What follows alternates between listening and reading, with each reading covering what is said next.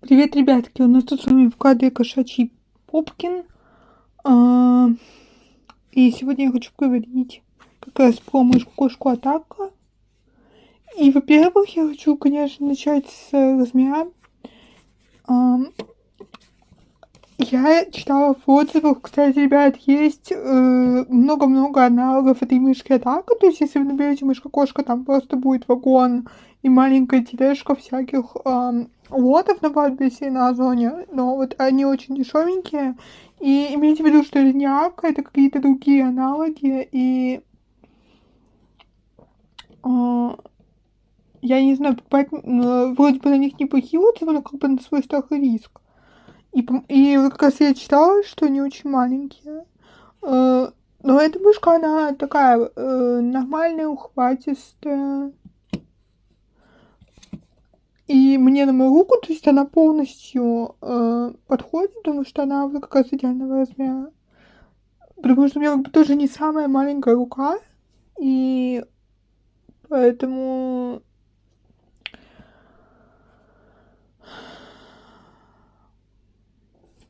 размер мне понравился. Что дальше, как бы, собственно, по ее вот милоте, по дизайну, это, конечно, идеальный вариант, потому что она как раз, мне кажется, представляет собой то, чего не хватает современным технологиям в каком-то смысле, особенно современной периферии.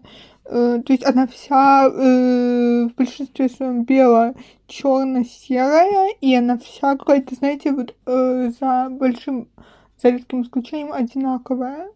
Не хватает действительно интересных инновационных дизайнов, которые были бы при этом практичными, милыми и приносили бы радость просто от того, что ты сегодня посмотрел на такую кутейку на твоем рабочем столе. И на самом деле здесь очень детальный дизайн, то есть сделаны лапки, сделана мордочка, э, сделан даже вот хвостик.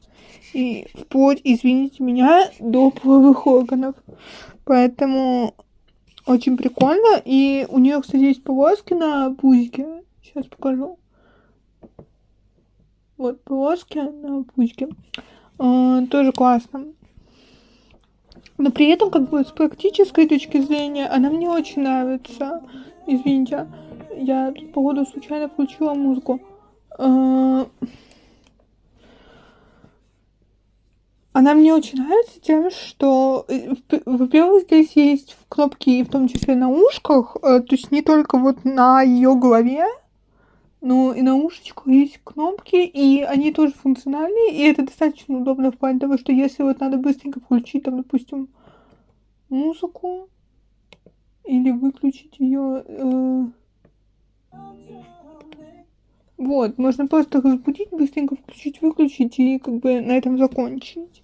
Ну и при этом кнопки по центру тоже хорошо работают.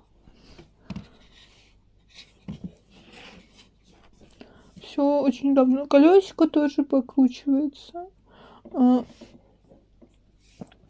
Из звука. Давайте я вам покажу по звуку.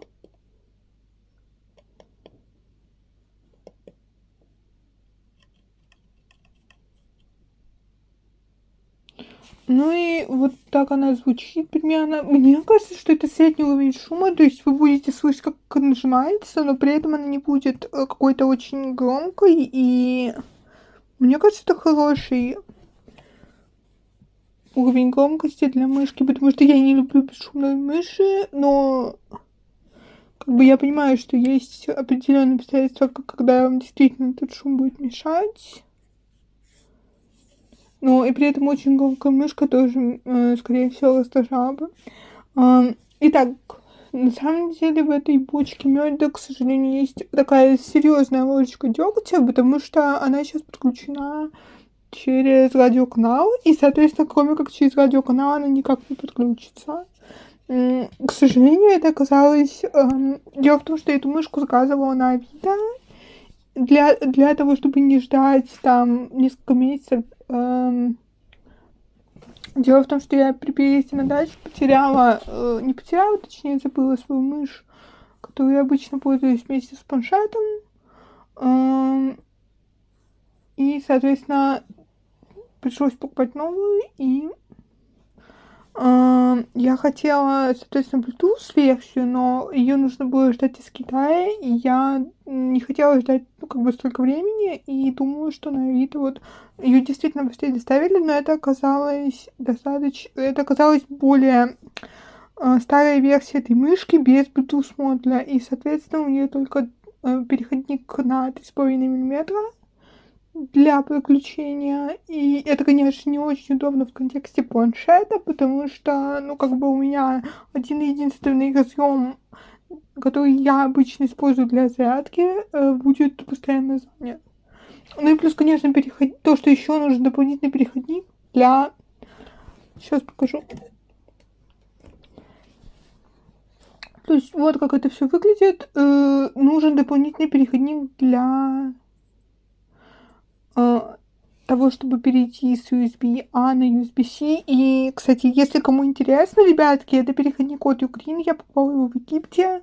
И, по-моему, он там стоил, ну, он стоил дороже, чем остальные переходники, но, по-моему, не очень дорого. То есть он что-то был рублей, по-моему, 600 он стоил.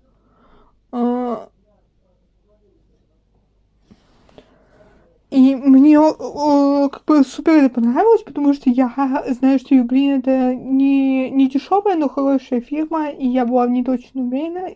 Слава, кстати, богу, что у меня валялось, что у меня были дома переходники такие, потому что если бы у меня их не было, это было бы достаточно проблемно. То есть пришлось бы покупать еще переходник к мышке. Поэтому как бы, да, меня в моей ситуации это немного расстроило, но вообще я, в принципе, не могу пожаловаться на мышку. Она достаточно миленькая, классная и при этом удобная, и для работы такой не очень насыщенной, какого-то не очень напряженного гейминга она вполне подойдет. И я просто в восторге.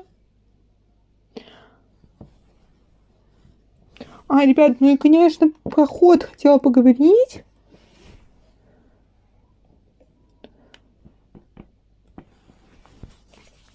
Ходит очень плавно, мне очень все нравится, как она двигается, вообще удобно и достаточно быстро реагирует. Всё-таки, качественный сенсор ощущается. Но я вот не знаю, здесь дело в том, что она Bluetooth подключена, и она из-за этого, господи, по передатчику. Либо просто из-за того, что сенсор более мощный. Вот здесь я не могу сказать. Но в целом по скорости она меня вполне устраивает даже. Просто очень быстро все работает. Я, если смогу, я сейчас покажу вам на камере, насколько быстро она действует. И правда, она не очень резво пролистывает треки в Яндекс.Музыке. Но мне кажется, это проблема Яндекс.Музыки, а не ее проблема. Есть такой вот момент какой-то разработки у колесика, что оно сначала медленно-медленно, а потом так быстро начинает. Ну, в общем, ладно, мне в целом все нравится. Ну, ребят, имейте в виду, что у меня такой ход, потому что у меня коврик лежит от Red Dragon игровой. Я, к сожалению, сейчас уже точно название его не вспомню, но он мне тоже очень нравится, он довольно большой, поэтому вот с ковром ход, конечно, будет плавнее.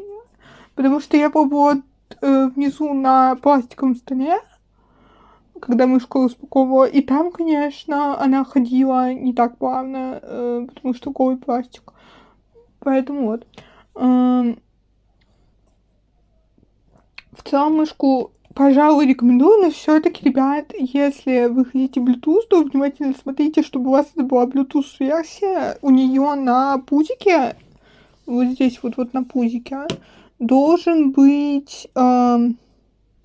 должна быть кнопочка для переключения режима. И если этой кнопочки нет, то значит это старая версия. Или либо вы просто купили версию без возможности подключения по Bluetooth. Поэтому, пожалуйста, внимательней.